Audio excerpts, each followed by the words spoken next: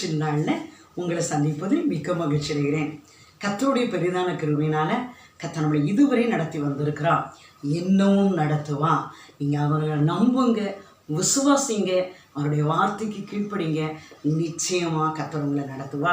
இந்த நாளில் கர்த்தர் ஒரு அருமையான வார்த்தையின் மூலமாக உங்களை திருப்திப்படுத்த போகிறார்.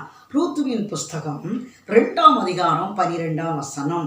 கர்த்தருடைய செட்டைகளின் கீழ் அடைக்கலமாய் வந்த உனக்கு அவராலே பலன் கிடைத்தது. இடம் பரிபூர்ண பலன் கிடைத்ததாம். அவராலே பரிபூர்ண பலன் கிடைத்தது.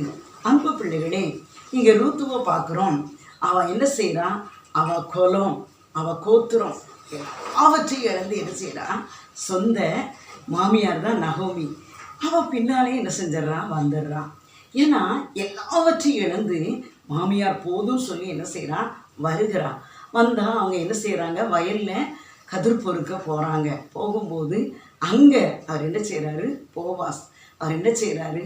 நீ வந்து உன்னுடைய மாமியாருக்கு கீழ்ப்படிந்து நீ வந்ததுனால, உன் ஏனம் உன் எல்லாவற்றையும் நீ விட்டு வந்ததுனால நீ ஒரு பெரிய நிறைவான பலனை நீ என்ன செய்வான்? பெற்றுக்கொள்வா என்று சொல்கிறான்.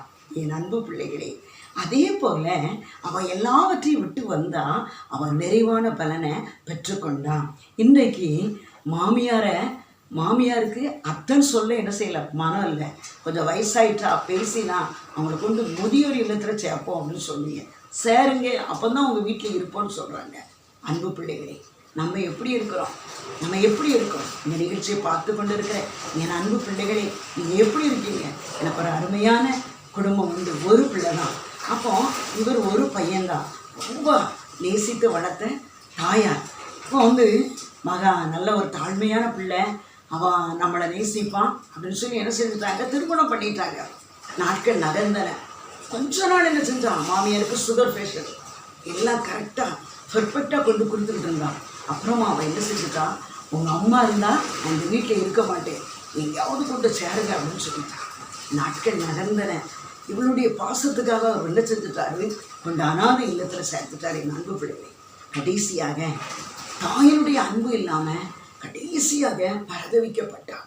அப்போ தான் என் தாயின் அன்பை இழந்துட்டேனே, என் தாயின் போதகத்தை நான் தள்ளிட்டேனே, என் தாய் வயது சென்றவளாக இருந்தபோது அந்த தாயை நான் அசட்டை பண்ணிட்டேனே, அனாதை இல்லத்தில் கொண்டு சேர்த்துட்டேனே, இன்னைக்கு என்னுடைய நிலைமை பரிதாபம்னு சொல்லி வேதனைப்பட்டான். என் அன்பு பிள்ளைகளே, சொந்த மனைவியிடத்தில் அன்பு பாராட்ட இல்லை, இஷ்டம் இல்லை. என பெற்ற தாய் எவ்வளோ கஷ்டப்பட்டு வளர்த்து இன்னைக்கு இவ்வளோ மேன்மையில் இருந்தோம். இந்த வீட்டுக்கு ஒரு தாய் இல்லையேன்னு சொல்லி கலங்கினாங்க. என் அன்பு பிள்ளைகள், இந்த நிகழ்ச்சியை பார்த்து கொண்டு இருக்கிற யாராக இருந்தாலும் மாமியாரை கனம் பண்ணுங்க, அத்தைன்னு சொல்லுங்க. நீங்கள் அவங்களுக்கு என்னென்ன கனம் கொடுக்கணுமோ கொடுங்க. நிச்சயமாக ரெட்டிப்பான நன்மையை தருவார். ஏன்னா அந்த ரூத்துவுக்கு ஆண்டவர் என்ன செஞ்சாராம்?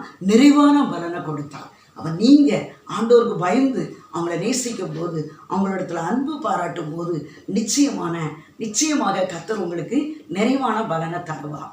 ஜெபிப்போமா? நீரே என்பலன், நீரன் அடைக்கலம், ஆபத்து காலத்தில் என் துணை, சுற்றி நின்று என்னை காக்கும் கண்மலை. பரிசுத்தம் உள்ள தகப்பனே, உங்களுக்கு நன்றியோ.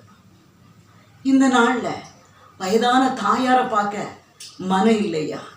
கஷ்டப்பட்டு வளர்த்த தாயாரை பார்க்க மனம் இல்லையா? ஆண்டவரை நேசித்து வளர்த்த மகன் ஆண்டவரே தாயின்னு சொல்ல மனம் இல்லையா?